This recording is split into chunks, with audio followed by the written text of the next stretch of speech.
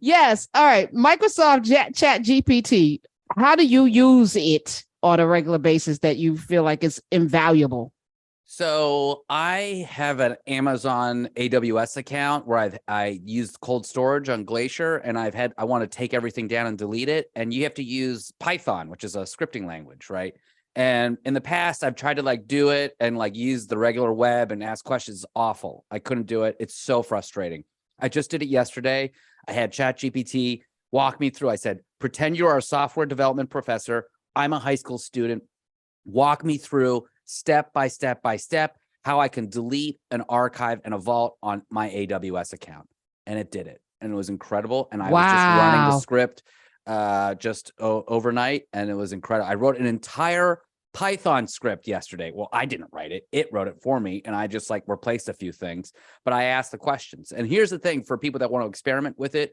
When you do your prompts, tell ChatGPT, pretend you are X. Like pretend you are a radio host, or pretend you are a journalist and write blah, blah, blah, or pretend you are this and I am this. Tell me what to do for this.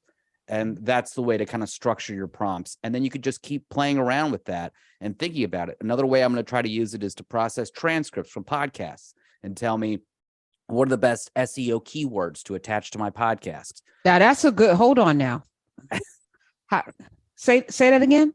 So it can process huge amounts of text, right? And what do you feed it for it to do this? You get a transcript and you can copy and paste it right into ChatGPT. Now, if there is a word count limit of like, I think with GPT-4, it's like 20,000 words.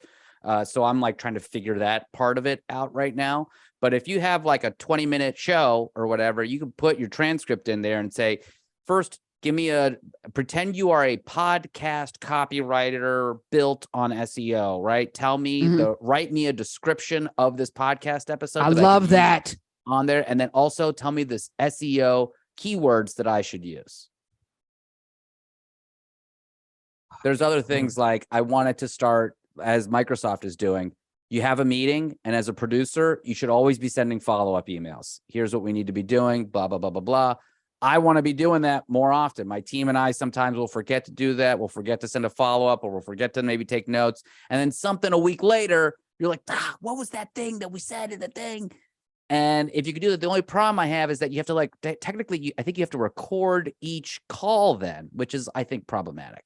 I'm not crazy about that. I would rather it just like write a transcript and then I have the transcript, as opposed to like I'd rather have a recorded document than like a video of the thing. So you can upload audio to ChatGPT? No, you would have to get the transcript.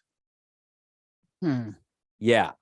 And but it will do things now where like you can draw a website and show it to GPT-4, like a picture, and it will write you the HTML code for that website.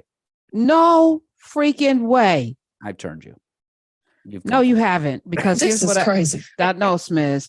And I don't want to be like, old people. Like when I was coming up, milk was 10 cents. I don't want to be that person. Yeah, don't do it. But here's my concern. At some point, the thing gets smarter because smart people are using it. Sure. So the smarter you are, the smarter you're making this thing. And in my estimation, you are creating a behemoth, $1 trillion company, and not getting anything in return but the information. So you're getting all of you who are right now excited. You're literally making this thing powerful by feeding it all of this information. Sure. That it didn't have before you gave it to it. Sure. And eventually it's going to have all the information, because you're going to keep making it smarter and smarter, and it's going to refine and get better and better and better. And this is going to be $1 trillion company. And so there's one thing that I feel like, why am I participating in your wealth? Why am I doing that? Didn't we do enough building this country? I don't need to now give you all my goodness, because I got a lot of goodness. I feel very strongly about that. I got a lot of goodness. I'm not giving my goodness to something that I don't know what the community flow is of the people that, what they're going to do with it. I have no idea. I know what I would do with it. It would be something good for humanity. I can't trust these mother freakers. Number one. Number two, Cena, in addition to the financial part of it, I just feel like the machines will take over everybody's jobs, and I don't want to participate in that either. Couple things. It's clear you trust Elon Musk more than ChatGPT. No, I don't trust anybody. Well, you use Twitter. I use Twitter in a way that a lot of people do not use Twitter. Oh, okay. Let's hear this. You know what? You know, I'm not. You're on it. You're tweeting. Yeah, but I'm not giving it information. What do you mean? They're taking the information. They don't need you to give them information. I'm not giving them anything. No, they don't get my goodness. Nope. I'm not streaming on there. I'm not in their chat thing that they have. Listen, I'm not in any of it. I don't really use Twitter other than for communicating the things that are on the show. When the calculator came around, all the people that used abacuses were like, well, I guess we're out of a job. But look at how much more work was created because people had calculators. So this is creative destruction. For the short run, there will be some loss of jobs for sure. There has to be some change. But generally, technological innovations bring up new and more jobs, right? Now, yes, in the future, will my son have a summer job where he's polishing a robot? Probably. Right. All right. To that point, though, the people that had abacuses were smarter than we are. We can't add and subtract without a damn calculator now. It's true. Like, we're addled. It's made us real lazy. It has done this thing where it's like we depend on it, but we have to figure out ways to use it, because if we do not use these things, they will use us. You cannot take it's a catch-22. You're giving it the power to use you. I'm not giving it the power to use me. I'm taking the power for myself.